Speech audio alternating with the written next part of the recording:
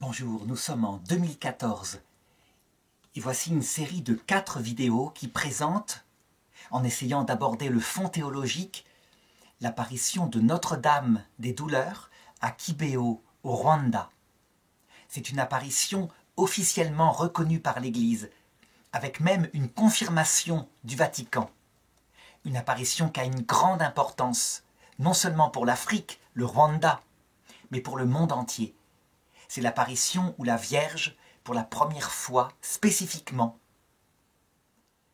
va parler de la raison de la souffrance, du fait que tout homme doit passer par la souffrance pour entrer dans la vie éternelle. C'est le mystère ultime, le plus profond du christianisme. Voilà pourquoi cette apparition est tellement importante. Elle a donc eu lieu au Rwanda entre 1981 et 1989.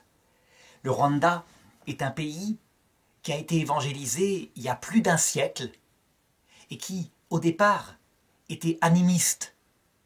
Un pays où il y avait encore des tribus, les Hutus, les Tutsis, les Twa, des tribus qui étaient en conflit très souvent. L'évangélisation s'est faite par l'Église catholique, profondément, la France, la Belgique. Et on peut dire que le peuple, dans sa grande majorité, est devenu une église priante, avec une vie chrétienne importante, des vocations en grand nombre. Et pourtant, tapis au cœur de ce pays, sous une évangélisation qui finalement était peut-être plus superficielle que ce que croyait l'Église, il y avait une haine sourde qui, 12 ans après l'apparition de Kibeho, a abouti à un des plus grands génocides du XXe siècle. 800 000 morts. Tout ça avec des épées, des fusils, des mitraillettes. 800 000 morts en 100 jours.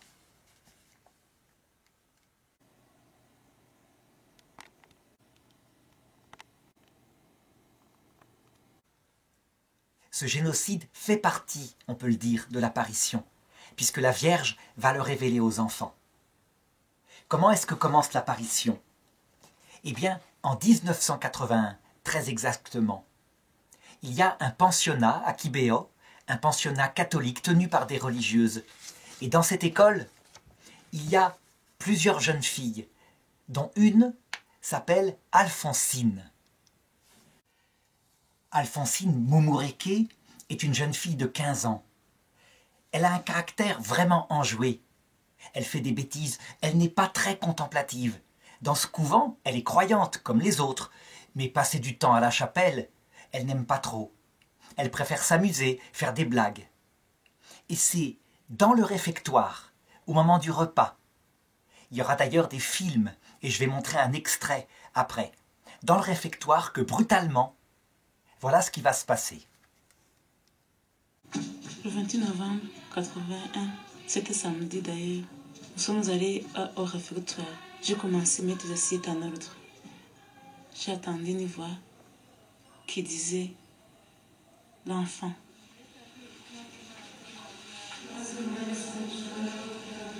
Et je me suis trouvée isolée. J'ai perdu tous mes collègues qui étaient à côté de moi. Et j'ai vu le nuage. Dans ce nuage, j'ai trouvé une belle dame. Je lui ai demandé, femme, qui es-tu? Elle m'a répondu, je suis la mère du Verbe.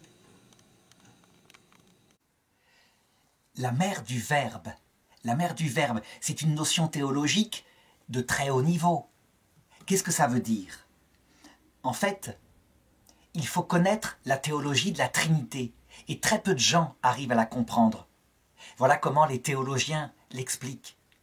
Dieu est unique, éternel, tout-puissant. Dieu est esprit. Ça veut dire qu'il n'est pas une chose, il est une personne intelligente, une personne capable d'aimer. Et son éternité, qui est immuable, il ne change pas. Son éternité consiste dans la béatitude, le bonheur absolu suivant. Lui, l'infini, le tout-puissant, se contemple lui-même. Il n'y a que lui qui existe. Il se contemple. Ce n'est pas de l'égoïsme du tout, ça sera source de toute la création. mais en contemplant la merveille qu'il est, cette contemplation parfaite, absolument identique à ce qu'il est, c'est son verbe. Verbe, en latin, ça veut dire sa connaissance. Comme son verbe est absolument identique à lui-même, il se connaît parfaitement, face à lui, il y a lui, identique à lui. Un seul Dieu parce que c'est Dieu et sa propre connaissance de lui-même, le Verbe. Ainsi, quand Marie se présente comme étant la mère du Verbe, eh bien, c'est de la théologie de haut niveau, développée par saint Jean au début de son évangile. Qui s'est fait homme pour parler aux hommes? C'est la personne du Verbe, identique à Dieu, formant un seul Dieu. Bien sûr qu'il n'y a qu'un seul Dieu, et pourtant, le Verbe est la personne infinie de Dieu. Comme je l'ai dit, elle est identique à Dieu qui se contemple. C'est donc compliqué pour une enfant de 15 ans. Et voilà quel va être le commentaire de l'évêque, quand il va apprendre comment la dame, tout de suite, s'est nommée à Alphonsine.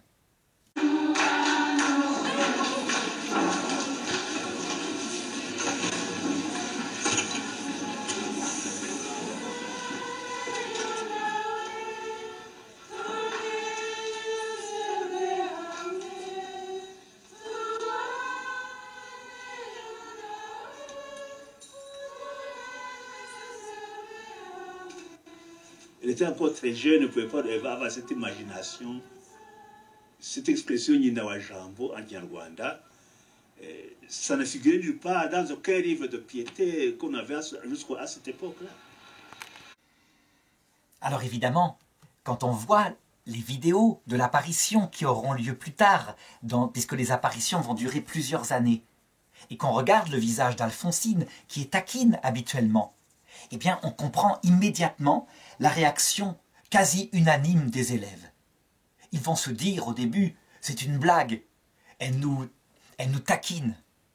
Et une d'elles, qui est plus grande que les autres, qui a 2 ans de plus parce qu'elle a redoublé 2 années de primaire, qui s'appelle Marie-Claire.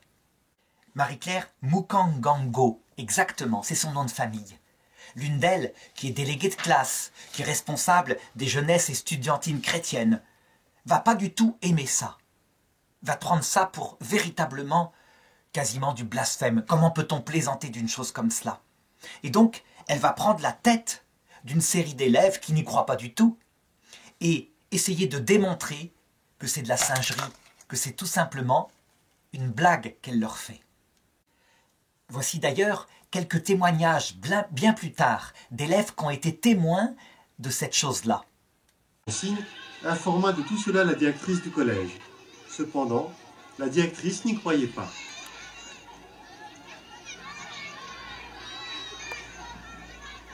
Toutes les apparitions qui ont suivi, comme elle ne voulait pas venir, elle voulait plutôt m'aider à comprendre que ce que je vivais c'était faux, de me remettre en question et puis d'arrêter ces sottises, si je peux dire ainsi. Mais je partais régulièrement quand même la voir, dire voilà ce que la mère du Verbe m'a dit. Tout le monde à Tidéo disait que peut-être qu'elle est folle, l'enfant est folle. On ne croyait pas ça. On ne croyait pas ça. Des fois, moi, je me demandais, est-ce que réellement Alphonsine a vu la Sainte Vierge avec son caractère brillant? Elle est vraiment active. Alphonsine en classe, elle est une élève comme tant d'autres. Alphonsine Mumureke était une jeune fille qui priait, mais pas beaucoup. Elle priait lorsque c'était nécessaire.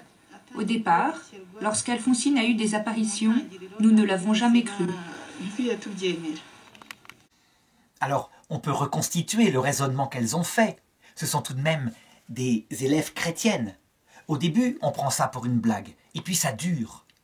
Alors, menée par Marie-Claire en particulier, on va tout faire pour prouver qu'elle plaisante. Donc par exemple, tout d'un coup crier dans son oreille pour qu'elle sursaute, lui mettre une lampe dans les yeux, pour qu'elle cligne des yeux et qu'elle montre qu'elle n'est pas en extase comme elle prétend l'être, parce qu'on a l'impression qu'elle imite l'apparition de Bernadette, qui est connue dans l'école. Et comme elle ne réagit pas, que ça dure, eh bien on finit par avoir d'autres raisonnements. Et certaines vont commencer à se dire, mais elle est complètement folle, elle est devenue folle, c'est tout.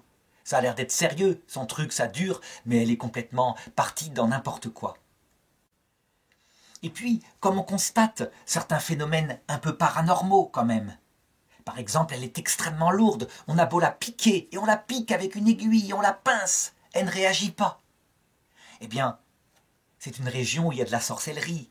Depuis peu de temps, elle s'est arrêtée, l'évangélisation est finalement récente.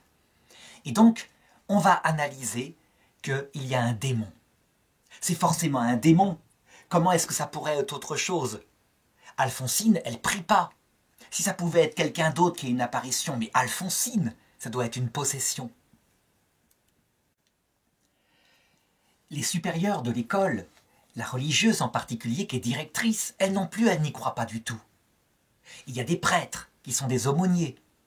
Ils vont même encourager Marie-Claire à pratiquer ces espèces de violences pour prouver que c'est n'importe quoi. Et c'est vrai que c'est gênant. Ce phénomène, tant qu'il ne touche qu'une seule jeune fille, ça peut aller. Mais si ça se répandait parmi d'autres? Pendant ce temps, Alphonsine, elle, quand elle sort de ses extases, eh bien, elle va voir la supérieure et elle lui raconte tout simplement ce qu'elle demande. Elle lui a parlé de choses qui la concernent en privé, mais elle lui a dit aussi les dates où elle reviendrait. Eh bien, elle s'en ouvre à la supérieure qui, évidemment, prend ça pour de la folie. Si bien que ça devient lourd, très lourd pour elle. Elle est persécutée, finalement. Et donc, elle finit par prier, par demander à la Sainte Vierge. Elle sait que c'est la Sainte Vierge, mais malgré tout, elle est toute seule. Elle finit par lui demander si elle ne pourrait pas, par hasard, donner une apparition à quelqu'un d'autre, qu'elle soit plusieurs, pour qu'on la croie un petit peu. Eh bien, cette apparition va avoir lieu. Elle a lieu très exactement le 12 janvier 1982. Ça veut dire à peu près un mois après la première apparition qui a lieu en décembre 81. Et ça va être pas n'importe qui. C'est Nathalie. Nathalie Mouka Nazim Paka, c'est son nom de famille. C'est une jeune fille qui est tout à fait différente d'Alphonsine. Elle, avant même d'avoir les apparitions de la Vierge, elle a toujours été calme, intériorisée. Elle prie beaucoup. Elle est contemplative. Elle a un grand amour pour Dieu. Et on ne peut pas imaginer qu'elle mente. Elle est très droite, elle travaille très bien en classe, elle est sérieuse.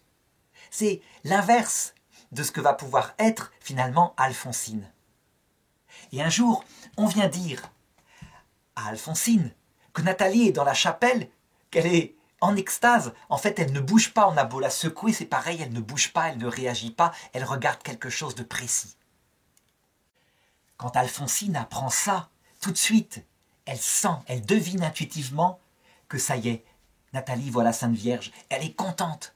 Ça ne peut pas être mieux que Nathalie, c'est formidable. Et effectivement, voilà le témoignage de Nathalie, des années plus tard, qui raconte cette apparition de la Sainte Vierge. Et lorsque moi aussi j'ai eu des apparitions comme la deuxième, le 12 janvier 1982, des élèves se sont mis à dire « Les démons attaquent ceux qui ne prient pas ». En effet, selon les élèves, Alphonsine était la proie des démons. Alors, comment les démons peuvent-ils aussi attaquer Nathalie qui prie? Il y a une jeune fille qui est venue dire, et vous savez, Nathalie est dans la chapelle, et on priait, mais on la pousse, elle ne veut pas bouger. Les autres ont couru, moi je n'ai pas couru parmi d'autres jeunes filles. Dans mon cœur, j'ai senti que c'était la Vierge Marie qui était là. Ça serait très intéressant de s'arrêter quelques instants pour observer le choix de la Sainte Vierge, de ces deux jeunes filles, de ces deux adolescentes. On peut dire finalement que la Sainte Vierge a fait le même choix que Jésus dans cette scène où il est à Béthanie et où il y a deux sœurs qui sont là. L'une d'elles est active et le sert. Il est à table, tandis que l'autre est au pied et écoute sa parole. On pourrait dire que Alphonsine, c'est un peu Marthe dans l'Évangile. Elle est vivante, elle est extravertie, ça se voit, il suffit de voir son visage, il est expressif, même quand elle est adulte et qu'elle raconte des années plus tard, à peu près à l'âge de 40 ans, les apparitions. C'est un véritable panneau indicateur de vie intérieure. Nathalie, quant à elle, elle est introvertie psychologiquement, elle est discrète, elle est intériorisée. Ça se voit quand elle parle des années plus tard. Tout se passe dans son cœur. Elle écoute, elle analyse, elle va en profondeur par rapport au mystère de la Vierge. On peut dire qu'elle est un peu comme Marie de Béthanie, dont Jésus avait dit « Marie a choisi la meilleure part, elle ne lui sera pas enlevée. » Et pourtant, ce qui est très curieux, c'est que dans la vocation de ces deux jeunes filles, eh bien, ce sera Alphonsine qui deviendra religieuse, contemplative et active chez les Clarisses, tandis que Nathalie restera dans le monde à Kibéo pour témoigner. Comme si, je dirais, il y avait une complémentarité des deux vocations, des deux témoins, on peut dire deux témoins.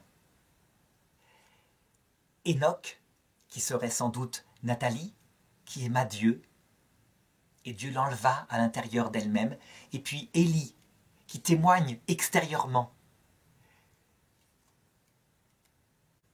qui parle avec des mots simples, qui va peut-être moins en profondeur, mais qui est beaucoup plus proche du cœur de ceux qui veulent connaître au début, qui entendent le message avec des mots comme ça, des mots qui sont à leur niveau. Alors voilà justement par Nathalie la description de la Sainte Vierge telle qu'elle l'a vue cette première fois. Parmi les statues de la Vierge Marie que j'ai vues, aucune ne lui ressemblait. J'ai vu que son visage était extrêmement beau. Quand vous l'observez, vous constatez qu'elle a une beauté qui surpasse celle des blanches et des noires. Cependant, ses yeux ressemblent beaucoup à ceux des noirs. Elle avait entre 20 et 30 ans. Elle était aussi comme une jeune mariée. Elle avait l'air encore très jeune. Elle a dit « Le message que je vous donne n'est pas destiné pour vous exclusivement, c'est plutôt un message pour le monde entier. Ce que je vous dis, je ne le dis pas à vous seul, je le dis à toutes les personnes de la terre. » Elle a dit que les gens vivent comme ils veulent. Elle nous demande d'avoir l'amour sincère envers Dieu et nos prochains, l'amour qui ne connaît pas de mensonges.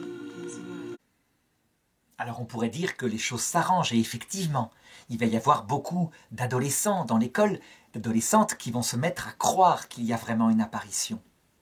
Seulement, le fait que Nathalie voit aussi, ça ne va pas du tout convaincre la supérieure, bien au contraire, qui va à un moment donné même les convoquer en disant « Vous jetez le désordre dans l'école, c'est n'importe quoi, je vais être obligé de vous renvoyer si vous continuez. » Et pourtant, dans cette situation-là, il y a tout de même quelques professeurs, quelques prêtres qui se mettent à croire qu'il se passe quelque chose de profond à Kibéo. Une de celles qui n'y croit absolument pas, qui est très en colère par ce retournement de Nathalie, c'est Marie-Claire, la fameuse responsable des jeunesses estudiantines chrétiennes, qui va véritablement multiplier une fois de plus tout ce qu'il faut pour prouver que c'est de la supercherie. Le problème, c'est que le 1er mars 1982, soit 3 mois après la première apparition, ça va être au tour de Marie-Claire de voir la Sainte Vierge.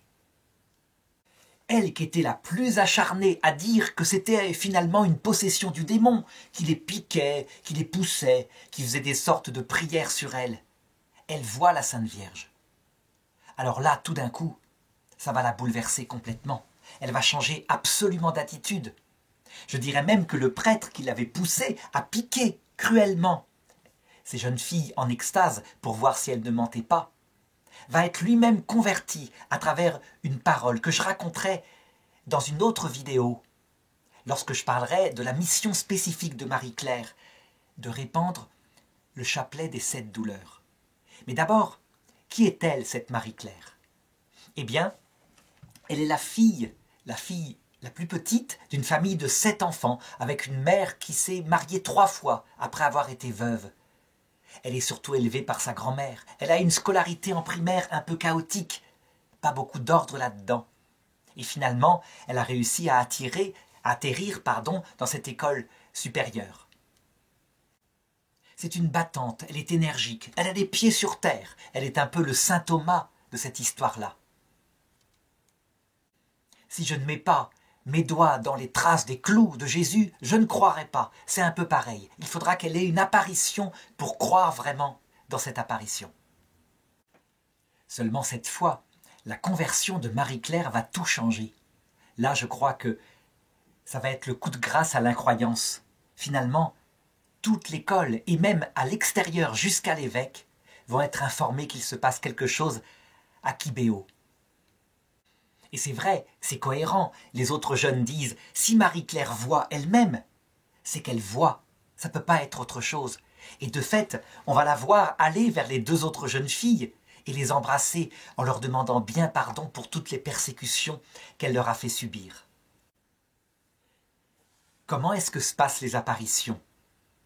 En fait, elles se passent d'une manière assez proche finalement de certaines autres apparitions. Il y a une extase, un phénomène mystique extraordinaire qui va être constaté par les enfants dès le début, puis ensuite par les commissions médicales qui vont être mises en place par l'évêque. À savoir que quand l'apparition commence, les enfants changent d'état, elles deviennent comme extérieures à tout ce qui les entoure, elles ne voient plus rien que la Sainte Vierge. Et je dirais même que quand on met un obstacle devant leurs yeux, ça n'empêche pas, elles voient et elles regardent le même point. On peut même dire que quand elles parlent, quelquefois c'est muet, on devine à quelles questions elles répondent, à quelles paroles la Sainte Vierge a pu dire. Ces extases sont accompagnées de tas de phénomènes charismatiques, comme par exemple ce qu'on appelle des chutes dans l'esprit. Alphonsine chute parfois au milieu d'une apparition, elle est par terre comme morte, au point qu'elle s'en inquiète et elle prévient « Attention, quand ça m'arrive, ça peut m'arriver longtemps, ne m'enterrez pas !» Quand elle est tombée comme ça sur le sol, elle est tellement pesante, elle qui est une jeune fille de peut-être 40 kilos, que plusieurs hommes n'arrivent pas à la soulever. Ce qui va aussi frapper les enfants qui pratiquent ces piqûres, mais les médecins, c'est l'insensibilité. Il va même y avoir à un moment donné des médecins qui vont faire des expériences comme à Lourdes, comme ça s'était produit pour Bernadette. Une fois qu'elle était à Massabielle, elle tenait une bougie, et sa main s'était déplacée au-dessus de la flamme. Pendant plusieurs minutes, il n'y avait pas eu une trace de brûlure. Eh bien, ils vont le faire. Ils vont lui mettre une bougie sous la main. Il n'y aura pas de trace de brûlure. Ce phénomène-là, extérieur, il va vraiment frapper les gens. Il y a quelque chose. Par contre, du côté intérieur, du côté de ce qui ne se voit pas, ce qui frappera les enfants, c'est l'extrême simplicité de la Sainte Vierge. Et ce qui m'inspire aujourd'hui dans ma vie chrétienne, c'est cette simplicité de la Sainte Vierge.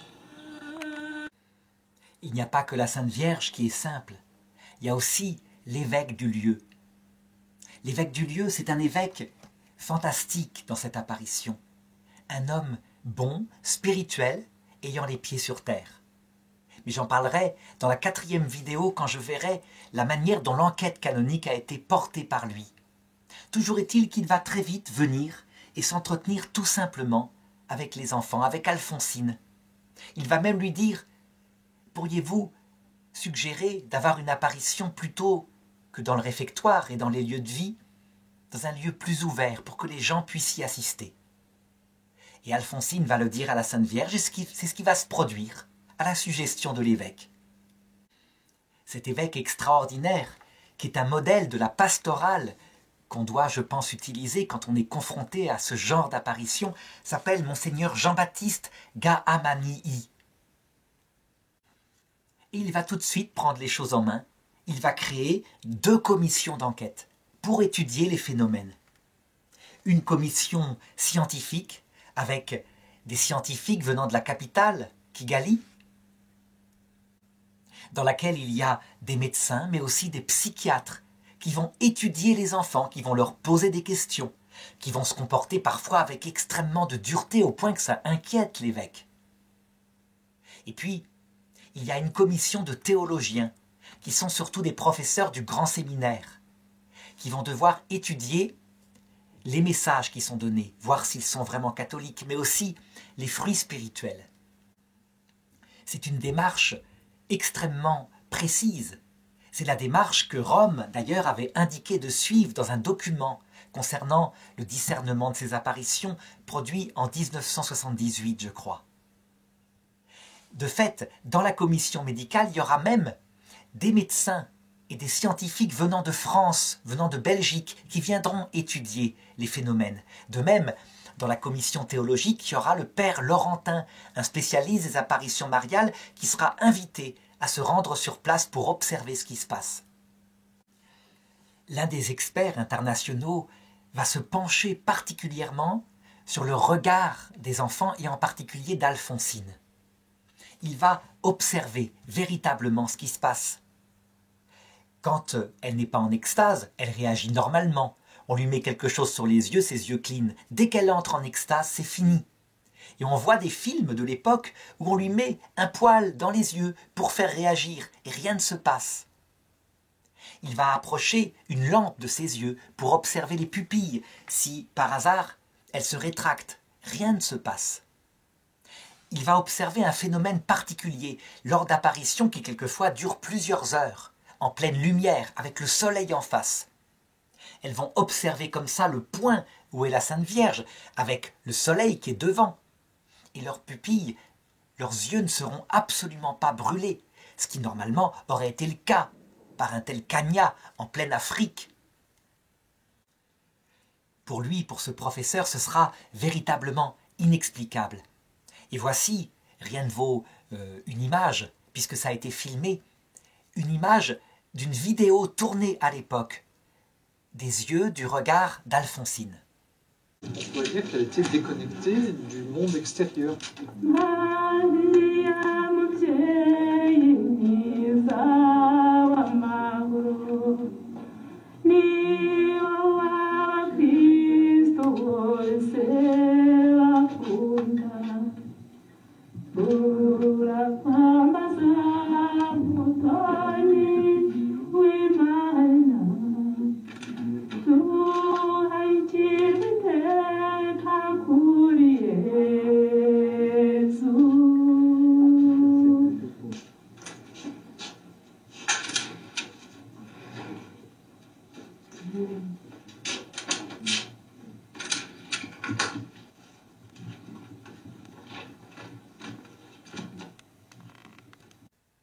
Ce suivi scientifique va durer plusieurs années, puisque je le disais au début, les apparitions ont duré 9 ans en tout, même si les dernières sont privées.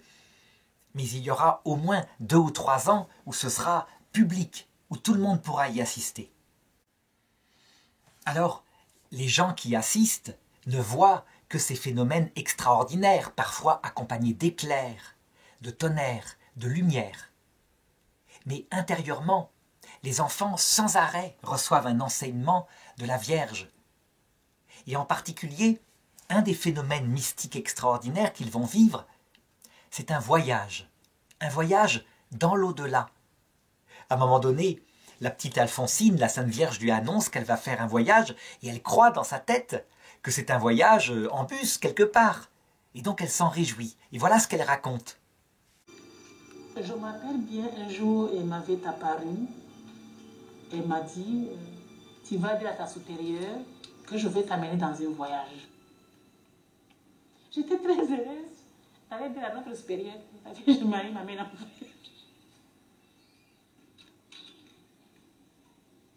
Elle m'a amené dans un endroit où il y avait des personnes un peu tristes. C'était pas agréable vraiment à voir. Et puis je lui ai demandé, mais pourquoi tu m'amènes ici?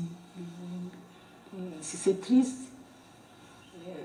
Il me dit, oui, il faut plaire à Dieu, il faut faire ce que Dieu veut si on ne veut pas venir ici. Nous sommes arrivés dans un endroit où c'était un peu calme, mais triste également. Bon, c'était moins gai, mais par rapport au premier endroit, là-bas c'était encore mieux. Nous sommes arrivés dans un autre endroit. J'ai retrouvé un endroit qui était merveilleux et j'attendais des sons, des mélodies, des voix mélodieuses. Je lui ai dit, mais je ne vois personne là-bas. Bon, elle me dit, oh, tant que tu es sur le monde, tu ne peux pas voir ces personnes qui chantent. Grâce à Olivier Mpinga, j'ai réussi à obtenir quelques détails, quelques récits sur ces voyages mystiques. En particulier, sur le voyage du 20 mars 1982, qui a permis à Alphonsine et à Nathalie de visiter l'enfer, le purgatoire et le paradis. Alors voilà ce qui est dit. D'abord, la Vierge Marie emmène en voyage mystique Alphonsine, qui voit 3 lieux différents. Il y avait un lieu où des gens sales n'arrêtaient pas de se battre entre eux. Ensuite, un autre où des gens regardaient vers le haut avec une grande tristesse. Et puis un 3e lieu où il y avait une belle lumière d'où sortaient de belles voix, mais elle ne voyait personne. Ensuite, Alphonsine a demandé à la Sainte Vierge ce que c'était, et elle a répondu « C'est la demeure de ceux qui ont le cœur et la lumière. » Ça, c'était le paradis finalement. Pour l'endroit où les gens étaient tristes et regardaient vers le haut, c'est ceux qui ont choisi Dieu. Et ça, on sait en théologie catholique que c'est le purgatoire. Et enfin, la demeure où étaient ceux qui se battaient sans cesse, la Sainte Vierge disait « C'est ceux qui souffriront pour toujours, ils ne seront jamais pardonnés. » C'est l'enfer des damnés. On voit comme les mots d'Alphonsine sont simples. Ils sont adaptés à toute personne qui veut bien entendre. Elle décrit les choses telles qu'elle les a ressenties. En fait, on peut dire, je crois, qu'elle a vu l'enfer, le purgatoire et le paradis. Et là, il serait bon de faire un petit rappel théologique avec l'Église catholique, le catéchisme en particulier, pour bien se souvenir de ce que c'est. L'endroit très triste qu'elle voit au début, très noir, est souvent décrit dans d'autres apparitions comme un lieu d'horreur, un peu comme dans l'enfer de Dante. L'Église catholique, après Vatican II, dans le catéchisme en particulier, publié par Jean-Paul II, a toujours affirmé que l'enfer n'y était que des gens qui le choisissaient, librement. Ces gens sont en enfer parce qu'ils le veulent. Ils ont vu le Christ à l'heure de la mort, ils ont méprisé son mystère d'humilité et d'amour. Ils ont vu ce que c'était que l'enfer, où la valeur suprême qui règne, dit saint Augustin, c'est la liberté de choisir soi-même le bien et le mal, être comme des dieux, avait dit Lucifer à Adam et Ève au début de la Genèse. Eh bien, dans leur orgueil, au nom de cette liberté qu'ils chérissent au-dessus de tout, ils sont prêts à renoncer à la vision de Dieu. Et ils vivent dans cet enfer absolument librement. Leur choix est tellement lucide que jamais ils ne reviennent en arrière, ce qui explique l'éternité de l'enfer. Donc, à la fois, ils y voient un bien, leur liberté, et en même temps, comme leur cœur n'a pas atteint ce qui aurait pu leur rendre heureux, ils sont tristes, pleins de colère en même temps, et pleins d'espoir, puisque les damnés et les démons passent leur temps à espérer que s'ils emmènent avec eux dans la révolte des milliers d'âmes, Dieu finira par changer ses plans, il donnera la vision de son cœur à ceux qui sont intelligents et non pas à ceux qui sont humbles. Il y a un espoir en enfer, d'où le combat des démons. Donc ce sont des êtres profondément malheureux, mais qui sont menteurs, qui le nieront toujours, qui proclameront toujours qu'ils sont heureux, alors qu'en fait, jamais ils n'obtiennent ce qu'ils veulent, à savoir le bonheur. Le purgatoire, le deuxième lieu que voit Alphonsine, c'est un lieu où sont des personnes qui ont choisi le Christ à l'heure de la mort, qui l'ont choisi de tout leur cœur, elles l'aiment de tout leur cœur, mais découvrant avec horreur leur péché, étant encore attachées à une certaine fierté, eh bien, elles disent à Dieu comme Zachée dans la parabole quand Jésus vient le visiter. Elles disent à Dieu, tu vas voir, pour le mal que j'ai fait, je veux rembourser chaque dette, 5 fois s'il le faut. Et ces âmes pleines d'enthousiasme, pleines d'amour pour Dieu, se mettent librement dans le purgatoire, séparées de Dieu. Et Dieu leur dit, bénis soyez-vous, vous irez un jour au paradis. Évidemment, très vite, dans ce lieu solitaire, alors qu'elles ne pensent plus qu'à Dieu, elles brûlent intérieurement de son absence et elles connaissent de grands moments de désespoir.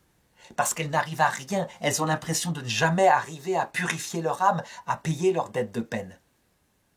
Le purgatoire est donc un lieu de grande tristesse, mais pas la même. C'est pas la tristesse de l'égoïste orgueilleux, c'est la tristesse de quelqu'un qui aime et qui est séparé de son amour. C'est donc moins triste, d'autant plus que, fondamentalement, elles savent qu'elles iront au paradis un jour. C'est fait, le jugement dernier a eu lieu. Donc c'est un mélange de joie et de tristesse. Et puis enfin, Alphonsine décrit le paradis. L'Église a toujours dit, affirmé, depuis que Jésus a donné au bon larron la promesse que le soir même il serait au paradis, que ces âmes, qui étaient purifiées de tout reste d'orgueil, voyaient Dieu face à face, sans aucun obstacle, que leur bonheur, la source même de leur bonheur, c'était la vue directe de la Trinité, sans aucun intermédiaire. Si bien que il n'y a plus en elle aucun désir, tant c'est comblé, et pourtant c'est la joie, c'est la vie. Alphonsine dit qu'elle n'a vu personne dans le paradis, qu'elle a juste entendu des chants. Et la Sainte Vierge lui a dit « parce que tu ne peux pas les voir ». Qu'est-ce que ça veut dire? En fait, si on voyait directement, nous qui sommes sur terre, l'âme d'une personne qui voit Dieu, je pense effectivement qu'on serait arraché à cette vie. On mourrait. Parce qu'en fait, c'est comme voir Dieu. Voir Dieu, ça je le décrirai dans la prochaine vidéo concernant la souffrance, ne peut pas se faire si on n'est pas totalement mort à soi-même. Si bien que voir la gloire totale d'une âme qui voit Dieu, c'est pareil. Si on a un reste d'attachement à soi, un reste même cohérent, quelque chose qui est juste, on ne supporte pas la vision de ces âmes. Ça nous déchire, parce qu'en comparaison, on se trouve complètement décalé. Et donc, Alphonsine a eu la vision qu'il fallait, plutôt des chants, quelque chose qui n'est pas directement face à face, afin qu'elle ne soit pas, je dirais, détruite intérieurement par cette vision. Alors je voudrais parler maintenant d'un autre voyage mystique que la Sainte Vierge proposa, et cette fois à Nathalie, celle qui est la plus contemplative. La Sainte Vierge l'emmena dans un lieu très élevé ou très intérieur, c'est selon, où elle put voir, en fait, les habitants de la terre, mais pas comme on les voit extérieurement, plutôt tels qu'on voit leur âme, donc tels que les voit le ciel. Et elle vit que, en fait, il y avait 3 sortes d'hommes sur terre, qui étaient représentés symboliquement comme des fleurs. Il y avait d'abord les belles fleurs, car elles recevaient une lumière satisfaisante. Il y avait ensuite des fleurs qui commençaient à faner, car elles étaient dans un lieu de peu de lumière, un lieu chaud mélangé de froid. Et enfin, il y avait des fleurs qui avaient fané complètement, car elles étaient dans un lieu très chaud et elles brûlaient. Et la Vierge a commenté cette vision auprès de Nathalie en lui disant que le premier groupe, ce sont les gens bons, ceux qui ne sont pas parfaits tout de même, mais qui vivent véritablement de la grâce et qui aiment la Sainte Vierge. La deuxième catégorie de gens, les fleurs qui commencent à faner, sont les gens qui ont peu de joie. Ce sont ceux qui tombent et qui se relèvent, surtout quand il y a des tribulations, et qui par contre, qui oublient Dieu, qui oublient la Sainte Vierge, dans les temps où ils ont de la joie. C'est significatif. Ce genre de personnes-là, on les voit très bien en nous. On prie très souvent quand on en a besoin, et on oublie de prier quand tout va bien. Quant au troisième groupe, ce sont les gens tristes, c'est la catégorie des gens dont les fleurs sont fanées. Ce sont les gens au cœur dur. Ils disent que invoquer la Sainte Vierge leur paraît quelque chose de lointain. Prier leur paraît comme étranger. Donc ce qui concerne Dieu ne leur est pas proche. Et la Sainte Vierge dit ensuite à Nathalie, va et médite sur ces 3 catégories d'hommes pour que tu pries pour eux et que tu dises que leur esprit a sa propre vie de même que le corps. En fait, cette analyse, elle est très profonde. Elle décrit, je crois très bien, une autre phrase que dit la Sainte Vierge à un moment donné quand elle dit « La foi et l'incroyance viendront en même temps ». En fait, on peut voir dans ces trois catégories parfois le cheminement de certains humains qui, lorsqu'ils sont jeunes, ayant entendu parler de Dieu, entourés d'une église très fervente, prient, sont très proches de Dieu. Et puis les soucis de la vie viennent, ils l'oublient, ils prient moins. Si bien qu'ils prient surtout quand ils en ont besoin. Et à force de ne pas prier, ils finissent complètement par oublier Dieu. En fait, ce que décrit la Sainte Vierge, c'est ce qui a été vécu en Europe très fortement après la Seconde Guerre mondiale, dans une génération qui a été catéchisée et qui, à l'âge de 20 ans, a vraiment rejeté la foi pour devenir maintenant âgé et être sans Dieu. Une autre fois, et cette fois c'était le 30 octobre 1982, de nouveau la Sainte Vierge emmène Nathalie dans un lieu de lumière. Et elle lui montre l'humanité, la même humanité, mais cette fois partagée en 4 groupes. Il y a un premier groupe composé de 7 hommes vêtus de blanc. Et ils sont appelés les anges. Ensuite, il y a un deuxième groupe où il y a des gens qui sont dans la joie, une effusion de joie. Ils sont appelés les bénis du Tout-Puissant. Un troisième groupe où sont des gens plus tristes, qui sont comme en vérification. Ils sont appelés ceux qui sont en train de se lasser. Le quatrième groupe, ce sont des gens qui subissent une punition. Ils sont appelés les insensés. Eh bien, je crois que cette vision-là, où la Sainte Vierge dit à Nathalie de méditer, elle peut décrire soit, pareil, le cheminement qui peut se passer en nous quand on oublie Dieu, soit différents types d'hommes, dont certains sont très rares, qui peuplent le monde, un tout petit troupeau qui jamais ne se sépare de Dieu, qui est fervent, qui vit de la prière, de l'humilité et de l'amour, et qui est représenté symboliquement par 7 hommes, parce que 7 c'est le chiffre de l'homme avec Dieu. Et puis, la masse des hommes, quand ils sont chrétiens, eh bien, ils vivent de Dieu, ils sont pleins de joie, mais ils tombent tout de même dans des péchés, au moins des péchés de faiblesse. Ensuite, il y a quand les églises perdent leur fécondité, que des membres de l'église, eh bien, oublient Dieu, comme elle le disait d'ailleurs précédemment. Ils prient quand c'est utile ou quand il y a un besoin, ou quand il y a un besoin d'équilibre. Et enfin, les chrétiens qui ont complètement oublié Dieu, qui sont adonnés aux choses du monde, tout en étant chrétiens extérieurement. Le Rwanda a très fort vécu ça, et on peut dire que la vision terrible du 15 août, je dirais 1982, avec l'annonce du génocide, décrit un peu cette chrétienté là-bas au Rwanda. Le cœur des hommes est partagé, un petit nombre est fervent, et un grand nombre, qui pourtant est catholique extérieurement, prépare le génocide.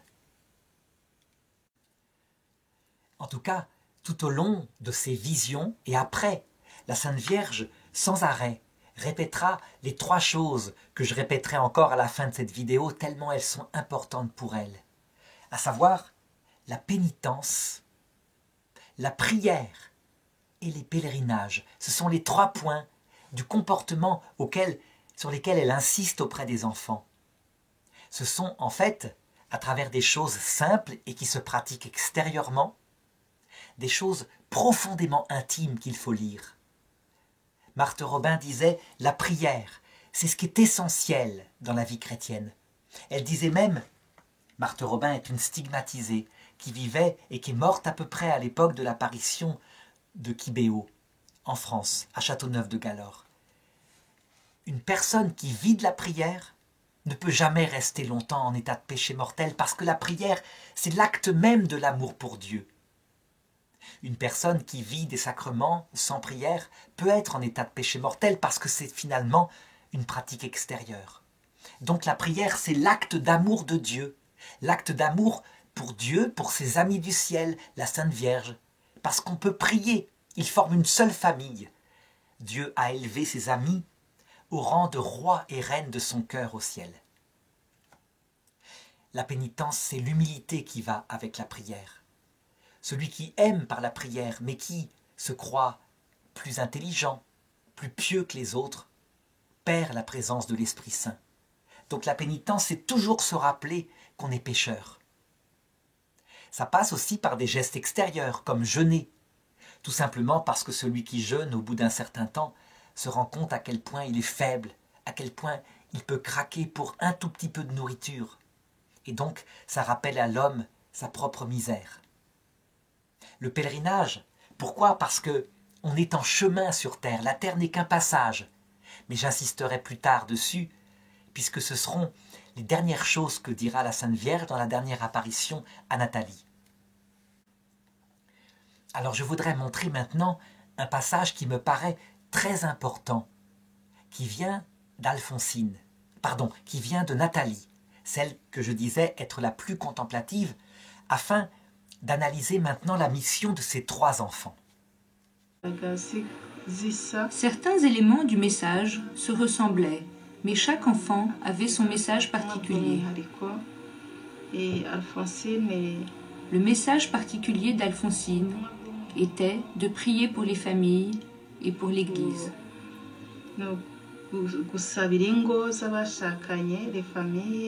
Moi, Nathalie, la Vierge m'a confié particulièrement le message de prier pour le monde et de prier pour les âmes qui sont au purgatoire, et d'accepter amoureusement la souffrance pour que j'aide Jésus et la Vierge Marie à sauver le monde.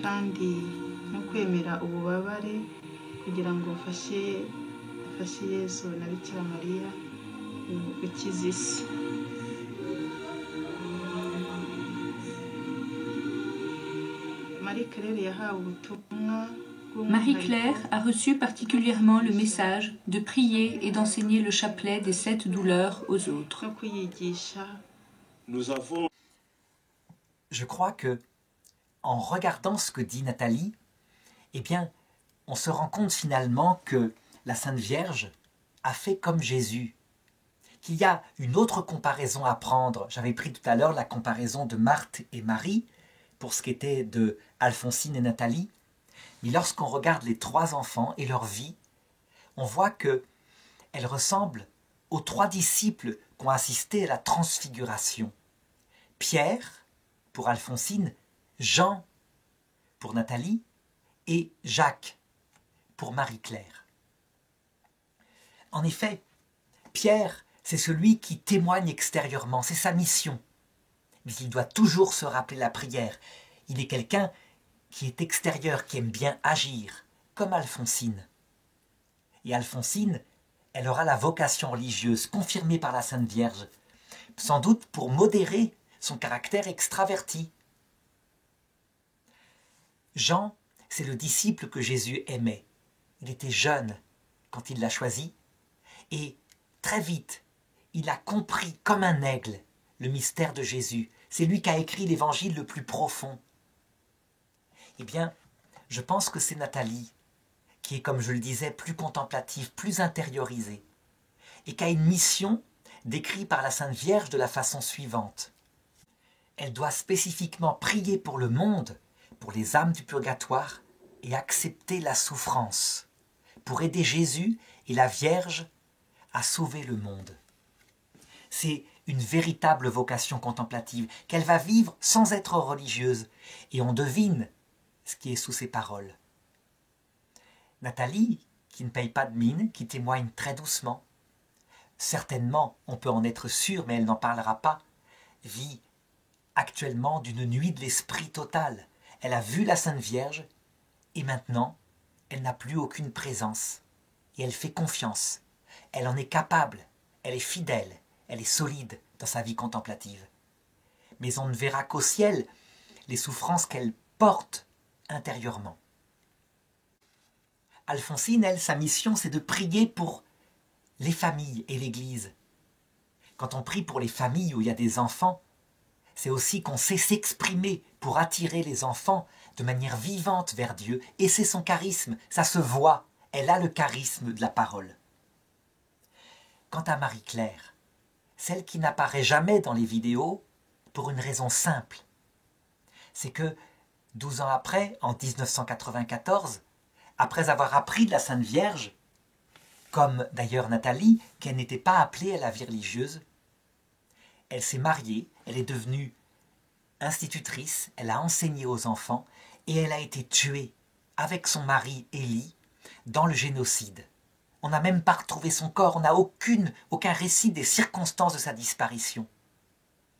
La mission spécifique de Marie-Claire, c'est de répandre dans le monde le chapelet des 7 douleurs. Eh bien, je crois qu'elle est comme Jacques. Jacques, qui est le symbole dans l'Évangile de l'espérance. Ce disciple, qui est peu connu, qui a connu le martyre sanglant, lui aussi. Et on peut dire que Marie-Claire, par sa disparition et son silence, actuellement, elle prêche le chapelet des 7 douleurs. Elle en est le témoin, elle n'a pas besoin de parler.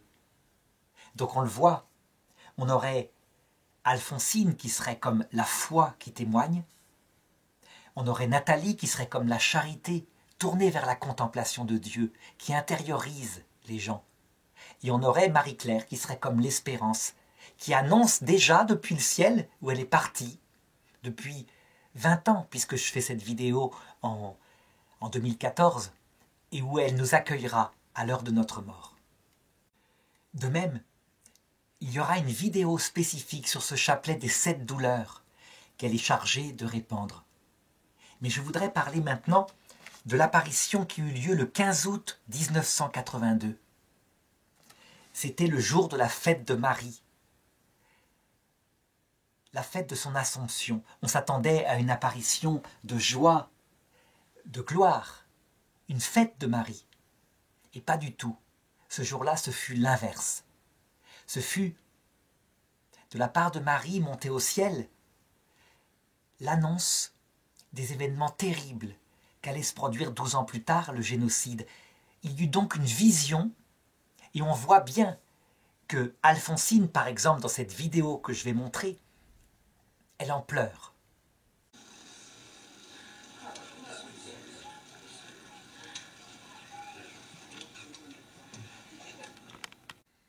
Les gens qui sont venus très nombreux, peut-être 30 000 personnes, sont saisis par ce climat d'intense tristesse qui va durer très longtemps. Et voilà le récit que fait Nathalie de cette première vision absolument incroyable de fleuves de sang, de gouffres. Voilà comment elle raconte ce qu'elle a vu ce jour-là, ce que la Sainte Vierge a dit ce jour-là plutôt. En 1982, la Vierge Marie m'a montré les gens qui s'entretuaient, les feux allumés sur les collines. Tout brûlait. Elle m'a montré des trous très profonds et très noirs. Elle m'a aussi montré les crânes humains, des têtes coupées. En 1983, elle m'a montré une marée de sang en train de couler. Elle a dit « Je souffre parce que vous continuez à endurcir vos cœurs. Je souffre parce que beaucoup de personnes épousent les vices plutôt que les vertus. Je suis souffrante parce que vous ne respectez plus les commandements de Dieu. Je souffre de votre hypocrisie. Je souffre parce qu'il n'y a plus d'amour parmi les gens. » On pouvait bien voir qu'elle partageait et manifestait sa souffrance. Mais en ce moment-là, nous n'avons pas prêté attention à ce qu'elle nous disait. Nous ne faisions pas ce qu'elle nous demandait. Ce n'est pas la première apparition où la Sainte Vierge annonce des malheurs. La première fois où ça a lieu, c'est à la rue du Bac, la première de ce grand cycle en 1830, où la Révolution française est annoncée et la mort de l'archevêque. Mais à la Salette, c'est encore plus fort. La Sainte Vierge dit « Vous ne faites que jurer quand vous conduisez les bêtes. Je ne peux plus retenir le bras de mon fils qui va frapper. » Et donc on peut se demander, est-ce qu'il y a des coups qui sont donnés explicitement par Jésus face à des hommes qui sont de plus en plus pécheurs? Il est vrai que la Sainte Vierge, elle voit le cœur des Rwandais. Elle voit cette haine sourde qui monte des Tutsis pour les Hutus. Ce génocide qui se prépare. Les cœurs ne se convertissent pas et pourtant ils vont à la messe. Donc si on analyse la survenue du génocide, qui aura des circonstances très étonnantes, d'abord l'assassinat d'une dizaine de soldats belges, qui fait que la Belgique rapatriera son armée, et que ce sera le signe que liberté est donnée entièrement au fait de tuer celui qui n'est pas de la même tribu que soi. Ce seront les Tutsis principalement qui seront massacrés. Le fait qu'un général particulier mandaté par l'ONU préférera obéir aux ordres et attendre plutôt que d'arrêter dans l'œuf un génocide. Toutes sortes de circonstances. On ne peut pas dire directement que c'est Dieu qui frappe, c'est plutôt l'homme, par la haine qu'il porte en son cœur, et que Dieu laisse se développer. Il est certain que Dieu, en mettant d'autres circonstances, en mettant au bon endroit l'homme qui aurait pris les décisions d'arrêter le génocide, Dieu aurait pu permettre qu'il n'ait pas lieu. Mais il a lieu. C'est un des grands mystères de la souffrance qui sera analysé dans la prochaine vidéo, pour lui-même, parce que c'est le cœur du message de Kibéo. Le cœur du message de Kibéo, c'est, je dirais, quelque chose d'analogue à ce qui s'est passé à Auschwitz pour l'Europe, pendant les années 40 à 45. On peut dire que l'Europe a été traumatisée par le silence de Dieu et l'autorisation laissée à ces monstres de tuer un peuple entier, femmes et enfants compris. Là, pour l'Afrique, c'est la même chose. Et c'est un traumatisme profond. D'autant plus que ce sont des catholiques qui perpétreront le crime et que le crime se réalisera jusque dans l'église de Kibéo. Mais je n'insiste pas là-dessus, il faut vraiment en parler pour soi-même. C'est donc le cœur du message sur Notre-Dame des Sept Douleurs. Ce qui est sûr, c'est que devant de telles images, et Nathalie dira, on n'a pas pris ça au sérieux, on ne s'est pas converti. Mais devant de telles images, malgré tout, les enfants seront bouleversés. Et la Sainte Vierge va se mettre à leur demander de jeûner, de se sacrifier particulièrement. Elle va même demander des jeûnes qui sont d'ordre charismatique. Par exemple, à Nathalie, il va être demandé par la Sainte Vierge de jeûner 8 jours, quelquefois 15 jours pour d'autres, sans manger et sans boire. Ça, c'est impossible. Les médecins le reconnaîtront. Rester 8 jours sans boire en Afrique, c'est la mort assurée. Eh bien, les enfants vont le faire, sous surveillance médicale. Il y aura des débats entre les médecins, doit-on laisser faire ou pas? Eh bien, ils resteront à proximité, analysant tout, faisant des prises de sang, des prises de fluides corporels, pour voir s'il ne faut pas mettre fin à cette expérience. Les enfants arrêteront leur jeûne à un moment donné, et ils regrossiront tout à fait normalement, sans aucune séquelle. Ça aussi, ils ne seront pas expliqués. La commission médicale le mettra parmi les phénomènes d'ordre non naturel. Et tout ça, à force d'apparition, est accompagné évidemment de messages répétitifs de la Vierge qu'on peut résumer ici. Repentez-vous, repentez-vous, convertissez-vous. Convertissez-vous tant qu'il est encore temps. Le monde se porte très mal, le monde court à sa perte, il va tomber dans un gouffre, c'est-à-dire être plongé dans des malheurs innombrables et incessants. Le monde est en rébellion contre Dieu, ajoute la Sainte Vierge. Trop de péchés s'y commettent. Il n'y a pas d'amour ni de paix. Si vous ne vous repentez pas et ne vous convertissez pas dans vos cœurs, vous allez tomber dans un gouffre. On voit aussi la profonde tristesse de la Sainte Vierge. Les voyantes disent avoir vu pleurer le 15 août 82. La mère du Verbe est fort affligée à cause de l'incrédulité et de l'impénitence des hommes. Elle se plaint de notre mauvaise conduite, caractérisée par une dissolution des mœurs, une complaisance dans le mal, une désobéissance continuelle au commandement de Dieu. Elle dit, à un moment donné, un message très mystérieux. La foi et l'incroyance viendront ensemble sans qu'on s'en aperçoive. Ça mérite d'être commenté.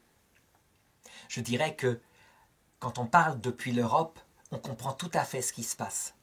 Et ce que vivra peut-être l'Afrique peu à peu. en fait, la perte de la foi et en même temps l'augmentation de la foi chez ceux qui prennent au sérieux les messages de la Sainte Vierge, ça ne se fait pas d'un coup. Ça se fait souvent parce que on se laisse aller à trop regarder la télé, à ne plus assez prier, à s'occuper de ses loisirs. On l'a vu très fort en Europe.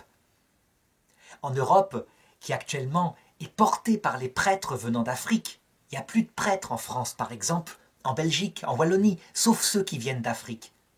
Eh bien, il y a un siècle, c'était l'inverse. L'Europe, au XIXe siècle, début du XXe siècle, était la terre missionnaire la plus missionnaire du monde. Et un siècle plus tard, les terres les plus missionnaires, comme la Bretagne, comme la Wallonie, ou même, je dirais, le Québec au Canada, sont devenues des terres profondément incroyantes. C'est si rapide, et ça ne se voit pas, parce que malgré tout, il faut plusieurs générations.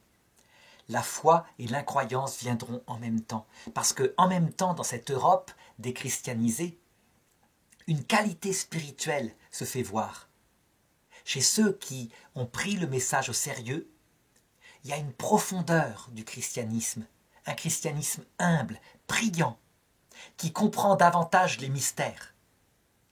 Quand on compare le christianisme en Europe, chez ceux qui sont contemplatifs, à ceux qui étaient priants il y a un siècle, on voit une qualité d'humilité et d'amour extrêmement profonde. Mais ça se passe chez peu de gens. Toujours lié à ce grand centre de l'apparition de Kibéo, donc les douleurs, le mystère de la souffrance, la Sainte Vierge dit « Personne n'arrive au ciel sans souffrir ». Je ne commente pas maintenant, ce sera fait dans la prochaine vidéo. Ou encore, l'enfant de Marie ne se sépare pas de la souffrance. Mais la souffrance est aussi un moyen d'expier pour le péché du monde et de participer aux souffrances de Jésus et de Marie pour le salut du monde. Alors encore une parole de la Vierge qu'il faut lire à l'image, je veux dire à la lumière de l'annonce de ce génocide terrible. Priez sans cesse et sans hypocrisie. Les hommes ne prient pas, et même parmi ceux qui prient, beaucoup ne prient pas comme il faut. La Vierge demandera sans cesse aux enfants de prier beaucoup pour le monde, d'apprendre aux autres à prier, et de prier à la place de ceux qui ne prient pas. C'est une véritable communion des saints à laquelle la Vierge invite.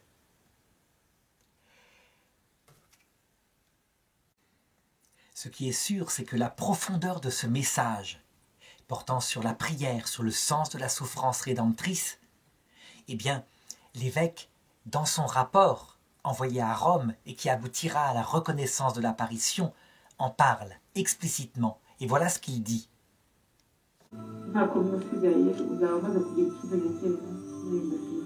En particulier, évidemment, il y a le message, le contenu du message et les fruits spirituels, disons, produits par ce message dans la communauté chrétienne. Alors je ne peux pas m'étendre dans cette vidéo sur chacune des paroles, parce que la Vierge a répété de nombreuses fois la même chose, les a enseignées longtemps. La dernière apparition aura lieu pour Nathalie le 3 décembre 1983. Donc, elle aura à peu près 1 an d'apparition, tandis que pour Alphonsine, qui fut la première voyante, ça se terminera le 28 décembre 1989. On peut dire que pendant cette année et ces années pour Alphonsine, la Sainte Vierge les a préparés, les a formés, on peut dire, à ce qui sera le reste de leur vie. Voilà la façon dont Nathalie exprime la dernière apparition qu'elle eut de la Sainte Vierge. Elle m'a dit, sois patiente. Je lui demandai si je devais entrer dans une congrégation religieuse.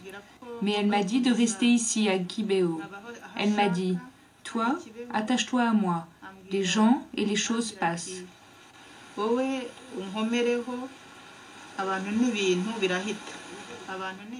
Toi, accroche-toi à moi et aie confiance en moi plus que l'enfant a confiance en ses parents. Et puis, elle m'a dit, prie beaucoup pour que tu ne sois pas vaincu. Depuis lors, elle n'est pas revenue. Elle y apprend donc, comme d'ailleurs Marie-Claire, qu'elle ne sera pas religieuse. Marie-Claire elle-même, forcément, portée par son amour pour la Sainte Vierge, avait envisagé le projet de se faire religieuse contemplative. Elle ne le sera pas, la Sainte Vierge lui indiquera.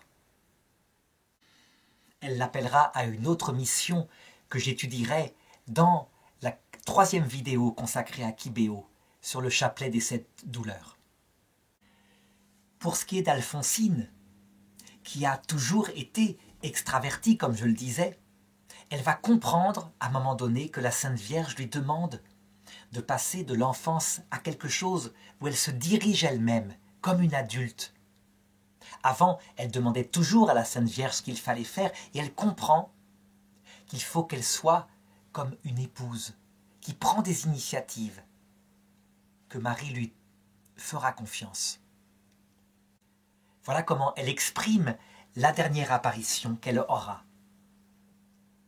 Que pour elle, il était temps que je devienne responsable de ce que j'ai reçu. Oui, il y avait certaine tristesse quand même de voir qu'elle ne viendra pas, mais c'était comme un envoi à mission aussi de ma part. Voilà, elle me disait, dis ça. Maintenant, c'était à moi de m'unir avec tout le peuple, de vivre ce que la Vierge Marie a demandé de vivre.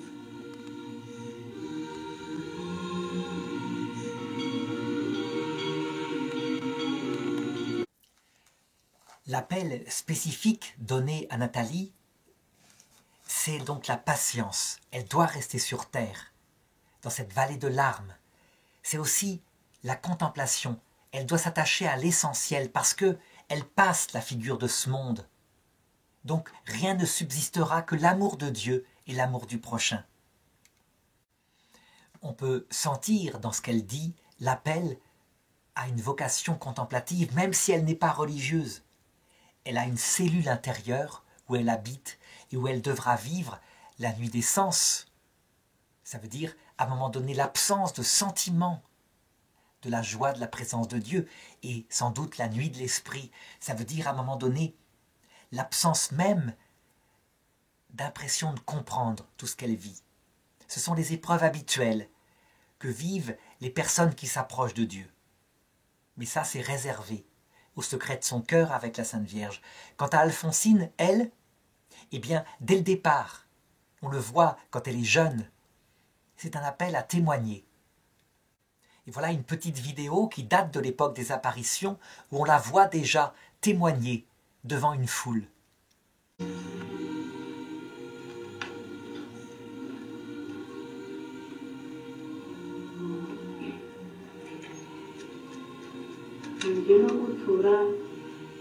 Je voudrais vous confier tous les malades, surtout ceux qui sont désespérés de leur état de santé, car souvent, ceux qui ont une grande souffrance physique vont jusqu'à perdre l'envie de communiquer avec qui que ce soit. Venez à leur secours. Venez au secours de ceux qui espèrent la guérison et de ceux qui ont perdu tout espoir. Ce qui est curieux, comme je le disais, c'est que c'est elle qui sera religieuse chez les Clarisses. Donc, normalement, avec une clôture. Ça rappelle finalement, c'est un petit peu, je dirais, le caractère surprenant de Dieu qui fit de Sainte Thérèse de l'Enfant Jésus la patronne des missions. Elle qui n'était jamais sortie de son couvent. Devant tous ces phénomènes accumulés, devant le réalisme scientifique de ce qu'ont vécu ces jeunes filles, devant l'analyse du message, eh bien, l'Église catholique, d'abord en la personne des évêques du Rwanda, reconnaîtra l'apparition. Elle ne la reconnaîtra pas avec une certitude absolue. Il n'y aura pas de grand miracle solennel. Mais ça, ce sera l'objet de la dernière vidéo sur Kibéo. Mais elle reconnaîtra l'extrême probabilité, en 2 étapes, d'abord en autorisant un pèlerinage. Un pèlerinage qui se passera auprès d'une église que la Sainte Vierge avait demandé qu'on bâtisse sur le lieu même des apparitions. Et cette église sera consacrée le 31 mai 2003. À partir de ce moment-là, venant de toute l'Afrique, mais aussi du monde entier, il y aura des pèlerinages sur le lieu de l'apparition de Kibéo. Et c'est vrai que ce sera le premier pèlerinage marial au niveau de Lourdes, de Fatima, bien que à Kibéo, la Vierge soit apparue beaucoup plus longtemps. Le premier pèlerinage marial aussi connu comme cela pour l'Afrique. Il est vrai que, au-delà de ce récit, des anecdotes qui se sont passées, eh bien, on sent bien qu'il y a une profondeur de message très grande dans Kibéo. C'est pourquoi Nathalie, elle en témoigne, elle dit « Ce n'est pas seulement pour le Rwanda, ce n'est pas seulement lié au génocide, c'est donné pour le monde entier. »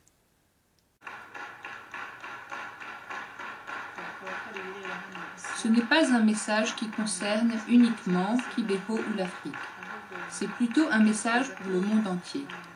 La Vierge Marie souhaite une conversion du cœur pour toute personne.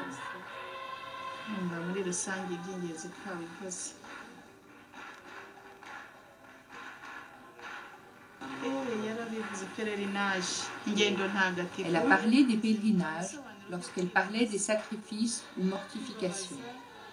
Elle a dit qu'il faut faire les actes pour faire souffrir nos corps, pour que notre âme puisse entrer en intime communion avec Dieu. Et puis, elle nous a énuméré quelques exemples. Faire le pèlerinage, faire le jeûne, faire la prière étant à genoux. Quand je suis allé en visite, Quant à l'enseignement de la Sainte Vierge à Kibéo, eh bien Nathalie le résume en 3 mots, à savoir pèlerinage.